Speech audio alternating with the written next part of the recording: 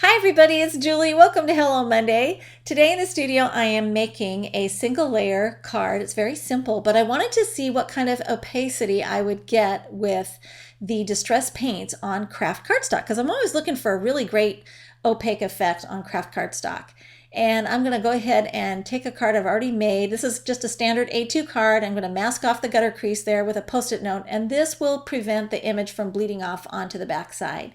And then I'm going to take this Barn Red Distress paint and I'm going to shake it up really well, get it well mixed, and start daubing it directly onto the rubber stamp image. Now I did want to mention you don't want to squeeze the bottle because you could get paint just gushing out of that tip.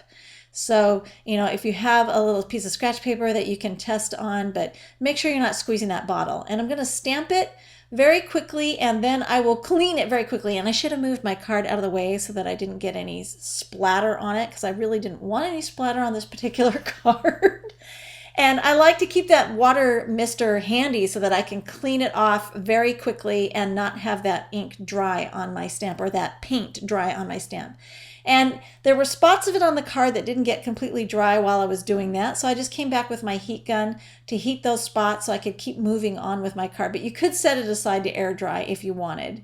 And then I'm going to go ahead and do the same thing. I've got this image called Love Always Wins from a great set by Ellie Edwards for Technique Tuesday. And I'm going to do the same thing with the Broken China Distress Paint. Going to ink it up using the dauber directly onto the stamp. And I shook it very well and then was stamped quickly. And then I'm going to go ahead and lift up, set that aside to dry. And once again, I should have moved my card out of the way. I don't know why I did that twice, but I'm lucky I didn't ruin my card.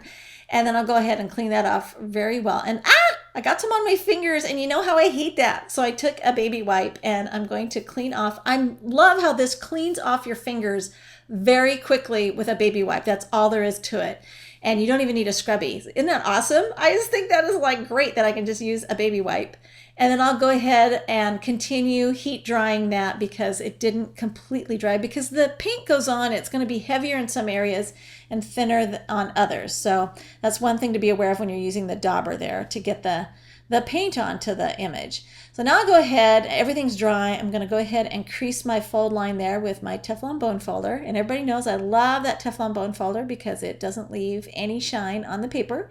And then I'll just use my EK Tweezer B to go ahead and clamp down my May Arts twine. I wanted a very natural look to this card, so that's why I chose the ivory twine there, and I think it sets off the image just perfectly. It's kind of got a nice, almost burlappy effect. And there it is. It's very quick, very simple, and I just love the opacity that you get with the distress paints there on the craft cardstock.